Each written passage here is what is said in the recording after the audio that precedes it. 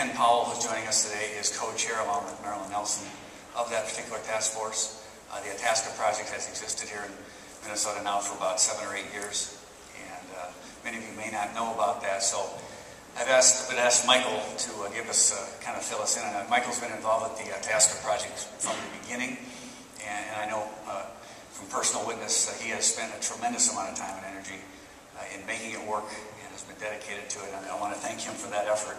And there's nobody better to kind of tell us about the genesis and charter of the Itasca project. Thanks very much, Tom, and good afternoon, everybody. Delighted to be here today. Hopefully an engaging topic for everybody on job growth and how Itasca and the High Tech Association are planning to collaborate and work together to make sure that Minnesota retains its distinction as a state that works, as I think it was referred to back in Wendell Anderson's time. We think Minnesota still has the ingredients to be a state that works, and part of what we're working on together is to make sure those ingredients are brought to their full fruition. Itasca project is an employer-led alliance, meaning taking the private sector, working together on a civic agenda to address a range of issues, and I'll give you highlights of where we're focused our energies today. The starting point for Itasca came really from a summit on Minnesota's economy that many of you may remember in the year 2000. So at that time, then Governor Ventura and then President of the University of Minnesota, Mark Udoff, orchestrated an economy summit that involved more than 2,000 people over at the River Center in St. Paul. And people from all walks of life were then evaluating how does Minnesota's economy stack up, what were the trend lines taking place, part of the ongoing dialogue we're still in the midst of today. And as a follow-up to that summit, there was a group of about 50 to 60 business leaders from all walks of life meant to develop a roadmap or a set of plans to try to make Minnesota, put Minnesota on a better path to more and more prosperity. Like many efforts that don't have a continuity to them, that effort was, with lots of well-intended folks and lots of great input, translated into a report that essentially sat on a shelf.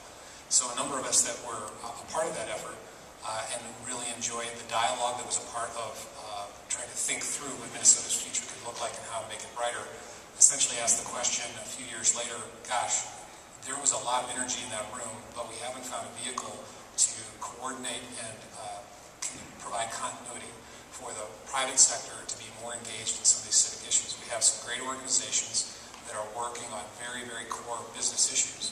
But there's a broader set of civic issues that affect quality of life and what it means for Minnesota to be a great state that don't seem to be having as much of an input from the business and employer community as we would like. And so we reached out to a number of leading companies in the area, and what was very gratifying, and I think is a reflection of Ken being here and many of the leaders from whom you've heard in this conference, is that there is an enduring appetite on behalf of the leading leaders of Minnesota's great companies to make keep Minnesota the great place it is to live and to be engaged. And so Itasca started from that initial CEO commitment and has now grown to, as I mentioned at the outset, about 50 leading employers, including folks like General Mills and lots of the companies that are household names in Minnesota, where those CEOs can make a personal, ongoing, active commitment. So folks like Tom and I represent the smaller companies in the region, but we really felt it was critical in forming Itasca that it be reflective of and representative of the great leading companies in the state.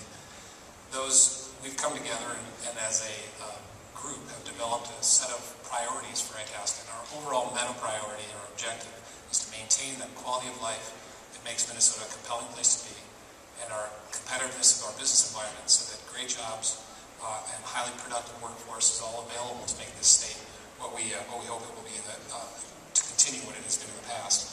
We have 3 core priorities, and then we'll move on to how today's discussion fits into that. The first is generating high-quality job growth. Minnesota has enjoyed a great history of job growth in the past. Ken's going to take us into some real details on the task force that he's so ably leading with Marilyn Nelson. But generating high-quality job growth, it goes without question as one of the most fundamental questions facing our region and other regions around this country. We think Minnesota has the ingredients, if appropriately deployed and with enough energy, that we can make this a high-growth job region again. Secondly, advancing a comprehensive transportation system. Minnesota's infrastructure has historically been an asset. It's less of an asset today than we would all like it to be. Itasca has been very involved in working on multiple modes of transportation to make our infrastructure a productive way to move goods, services, people, and make this economy as productive as possible. And the final area is to focus on improving the region's education system.